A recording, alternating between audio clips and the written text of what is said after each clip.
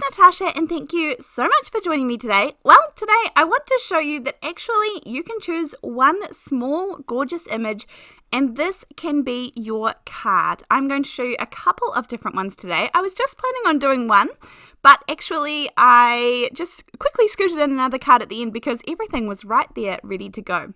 Now this is the small stamp set. I think this is 3 by 4 inches. This is called FLAMAZING from AALL and Create, and I just love these little flamingos. These were pretty cute, and I don't usually go for a whole lot of cutesy little stamps, I guess, little cartoons, but these ones are just cute. They are stunning, and I could see lots of different ways I could use these. As soon as I see the stamp set, I can imagine all the different ways that I would love to use this one. So for me, I am excited to use this gorgeous little stamp set, and I'm just going to use this one flamingo for today.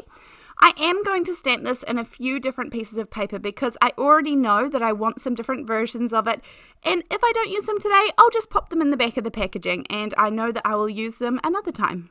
Now, the quickest way for me to ensure that I don't smudge any ink or wait till it's not dry or, use the wrong mediums is to heat set it with some clear embossing powder. Then for my flamingo, okay, I do not claim to be any great colorist, and it's not my forte, but I can do an okay job. We can get our way through a flamingo. So some picked raspberry, very simple, some black soot, because I thought I might have to color in the end of his wee nose, his wee beak, but it's kind of already black. A little bit of tumbled glass blue for his eyeball, and then some hickory smoke, a tiny little bit of grey. Honestly, very, very little. I could have just watered down some of the black soot. But in general, this is not watercolor card. So the pink that I put on here is not going to move around hugely. Once I put it down, if you're looking for, something you can move around and get a little bit more light and dark shadows with, then I would suggest stamping it on some watercolor paper, and that's what I did with my second one. I used the Holtz watercolor paper, and I used the smooth side of it, and it moves around beautifully. This is just my regular 110-pound Frenchville brand cardstock that I get from Spotlight here in New Zealand, and that is not necessarily for watercoloring, and so yeah, the color doesn't move so bad, but I think we've done an okay job. I'm just fine, and these images are nice and small, so actually I don't feel like anyone can really judge the coloring. It's not really what they're focusing on. Now, as I said, a little bit of blue just for his eyeball, and again, he doesn't need that, but it just adds a little bit of character to him or her. And then for the circles, I want to die cut them out. Now, I was wondering whether I should go plain circles, or I love my Deckle Edge honeybee circles at the moment. I have these in the circles and rectangles, and these have been one very good investment. I love these Deckle Edge. And so I'm going to cut one out with my little flamingo. Then I'm going to take one size bigger as well, and then I'm going to cut that out of another piece of cardstock, and that will be my card base. Now this one here, I'll just hold it down with a little bit of mint tape as it goes through my die cutting machine. I'm going to make the most basic but gorgeous simple card today, and you can step this up many times over. I've shown in lots of my videos how to sort of take cards to the next level and step them up a little bit, and there's a couple of wee things that you can do here and there. This one is going to be basic but gorgeous, and of course we still do some little things to jazz it up. So I have a little card front here. Now actually I decided to trim this down and make this a square card. This was originally just going to be a normal 4 1/4 by 5.5 inch card, but I decided to change my mind. So really I could have started off with a little square piece of cardstock and cut out the bigger circle, but that's okay. We can change our mind all the time. And then you can see how this one is going to go on the card front. I wanted some background color, something that was going to be bright. I didn't feel like doing it myself. This was a quick put together card. I truly had 15 or so minutes to put one together, and so I was looking at, this is the Colourful Ink Spots by Pink and Main, and this paper pad is pretty stunning. It has that gold, it's a bit shimmery. This just, I feel like you could include this in all the colours. Some of them are a little more muted, some of them are definitely bubbles. They kind of go through the colour scheme. This actually got ideas absolutely rolling in my head, and this is one of the reasons why I purchased this, but actually this is just for some quick, easy, gorgeous backgrounds. So I'm starting off with my 5x5 inch square card base that's just made out of the 110 pound cardstock as well. Then I pop down a 4.5x4.5 inch square piece of the coloured cardstock, and you can see how all of this is going to come together. Now, by all means, you could make this a shaker card at this point. Put a layer of acetate down over the circle first, and then the foam tape that I am putting on. That would make a gorgeous shaker. I would put some clear sequins, some iridescent ones, something like that in there, because there's already a lot of colour going on. You could also put bright pink. I think that would look gorgeous too, but they might get lost in the background.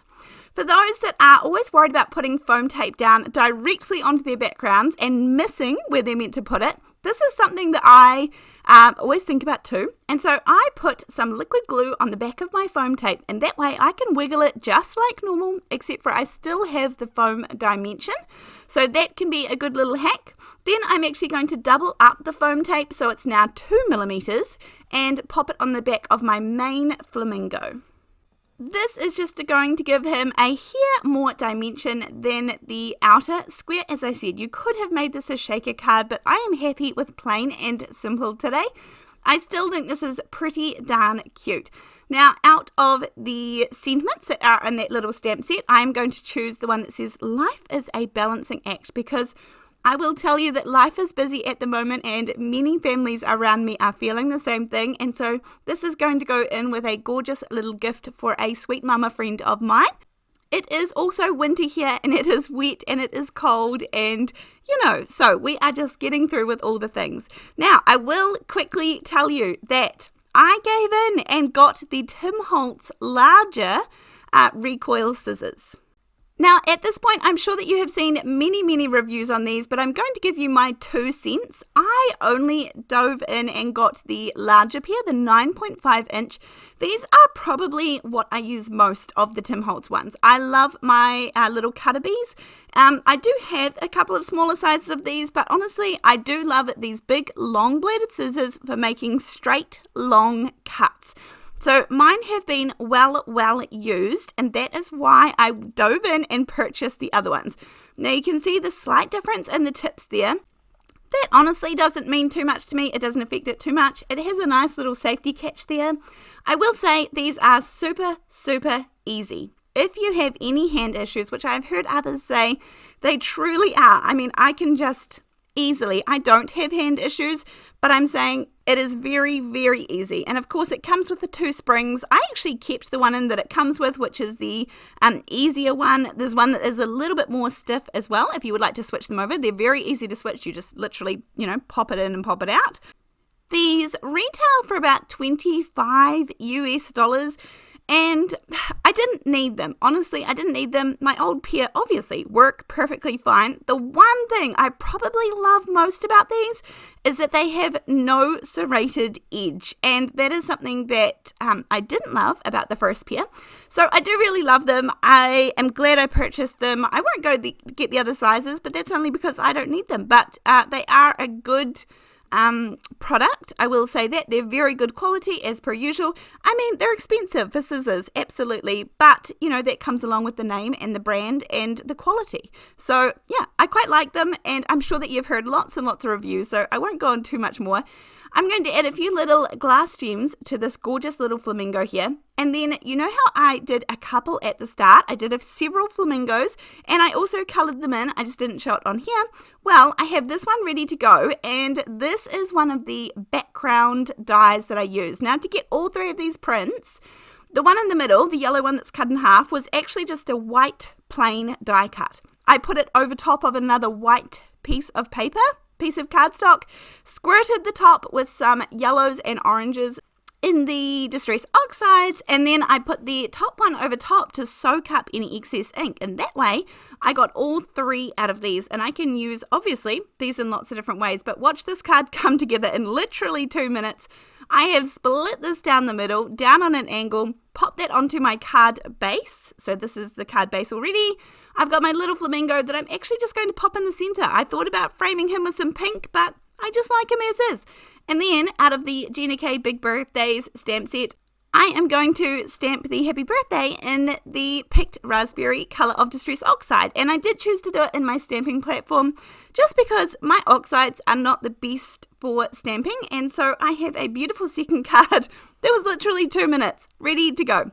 So I hope you have enjoyed this. I hope you can take one stamp and make it your focal image of your cards, but I will see you in the next one. Thanks, bye!